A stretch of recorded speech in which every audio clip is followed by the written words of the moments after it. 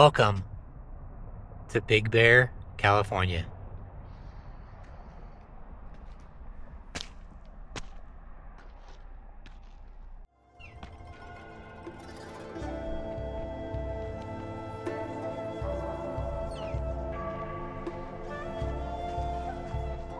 If you think it might be warm here, you are sadly mistaken. It is 28 degrees, about 7:30 a.m. This place is cold, but it's pretty so far.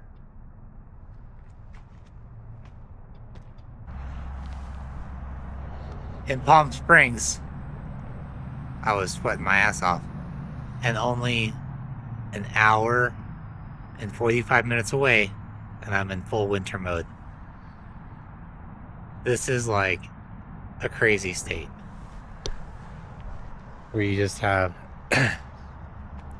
such different climates, different types of people, like everything. I woke up next to Big Bear Lake. There was no one when I came in last night. Granted, it's midnight, but 6 a.m. there was probably 24 cars, people just fishing.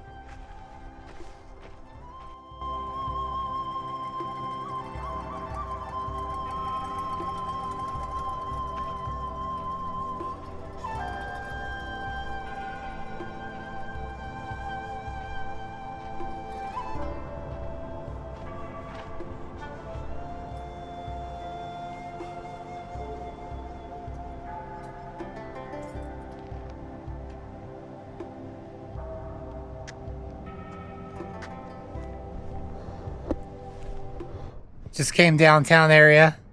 This is actually a really cool little town. I think it has a lot of Danish history to it.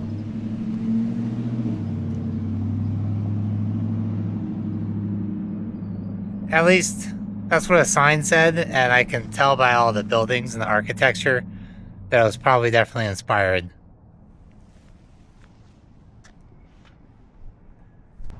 They definitely play into this whole bear theme. Literally everything is bear something. The bear shanty, bear necessities, brown bear gift shop, everything. It's good. You might as well have a theme.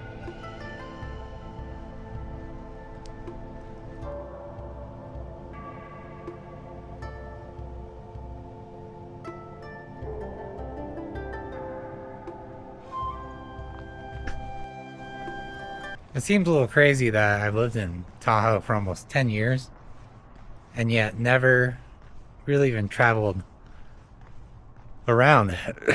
Never came down here. Never went to the San Luis Obispo, Solvang, Buellton. Really, I guess I went to Palm Springs once, but that was about it. And now here I am, just being a nomad, traveling around. I think it's taken a bit just to be comfortable not being in a town that I'm more accustomed to. But I think I'm slowly starting to get more used to just being in different areas and exploring and just trying to experience life a little bit differently. Not more, but in a different way. Not so regimented. Like, I have to get certain things done. I have to be around so I can train or whatever. A more relaxed way of looking at life. Not like agenda driven at every moment and every day. Every day and every moment.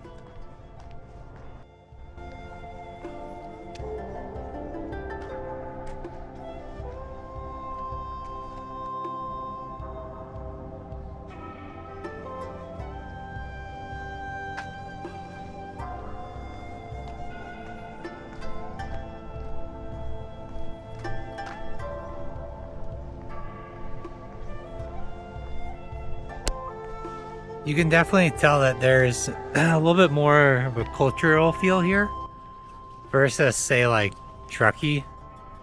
I think that the Danish influenced architecture makes it feel a little bit more quaint, feel older than, say, Truckee, which is very industrial feeling, but probably just because it was really a railroad town, and the gold rush just brought in more industry.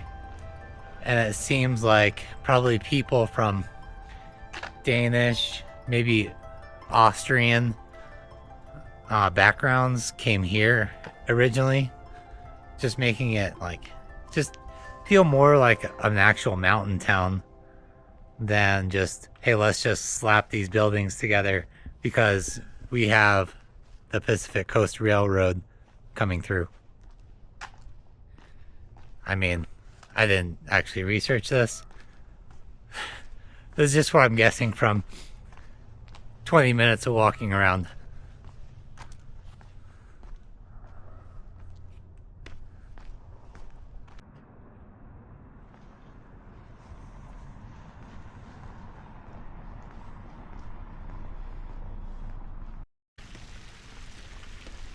What can be crazy about California is you can be, say, 6 hours or really less, 4 hours from where you live and go somewhere and feel that you're in a completely different place.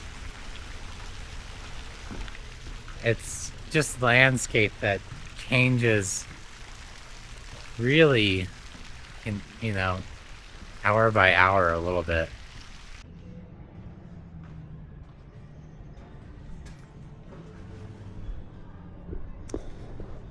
There's something to be said for recording in some of these small towns. You got your Palm Springs, LA, even like San Luis Obispo. It's all so cookie cutter a lot of the times.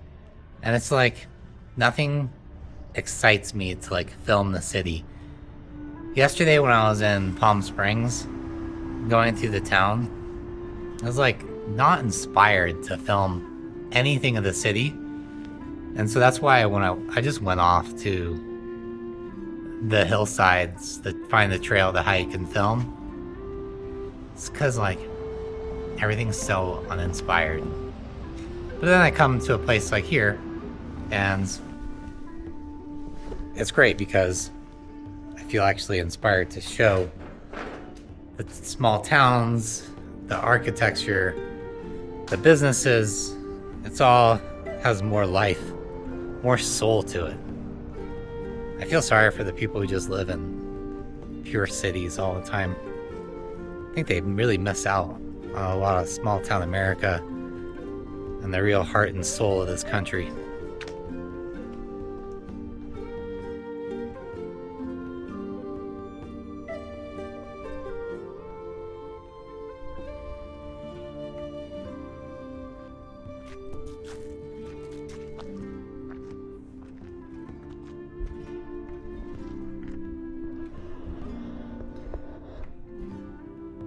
I have to say, once the sun comes out here, kind of midday, the temperature's perfect.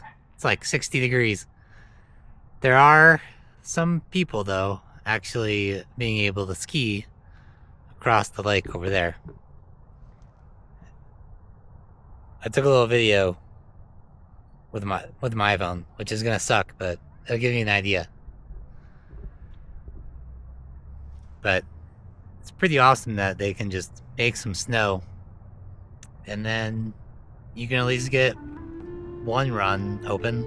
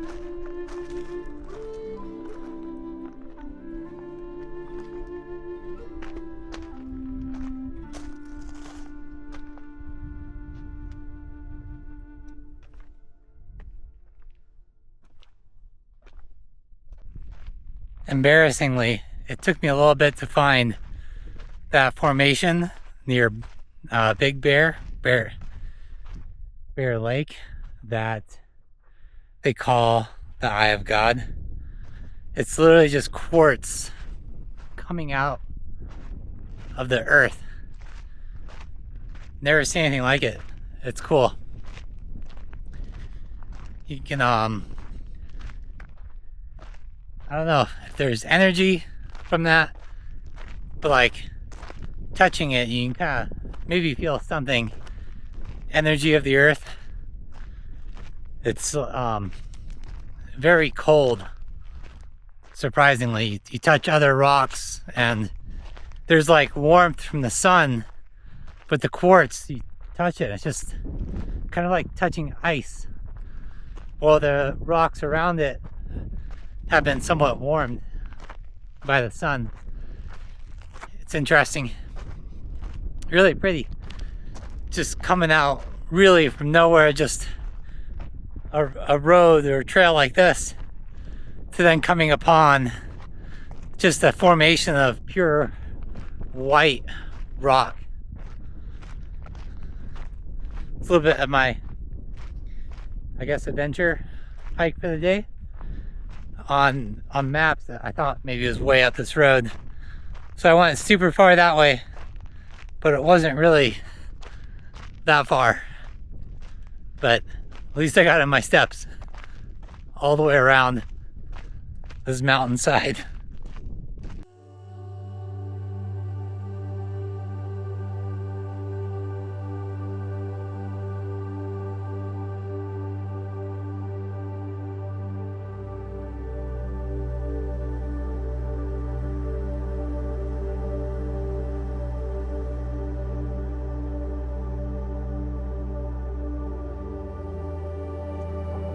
I think it's important to always remember your life is yours to live, not for anyone else to dictate. You're in charge, as I'm in charge of mine. And it's not fair for any of us to control another, nor judge them for the way they're living. Now, I'm probably a prime candidate for judgment for not following societal norms, but I don't think I've ever followed societal norms before. And no matter how old I become, it's probably never going to happen. I mean, it would be nice at times to just have that 9 to 5, the white picket fence, 3.5 kids. But